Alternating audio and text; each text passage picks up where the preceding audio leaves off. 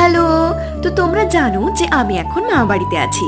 তো মা বাড়িতে সকালবেলায় উঠে দেখি একটু ঠান্ডা ঠান্ডা আছে, তাই মাথায় ঢাকা নিয়ে নিয়েছি আর নিজেরও সর্দি লাগিয়ে ফেলেছি।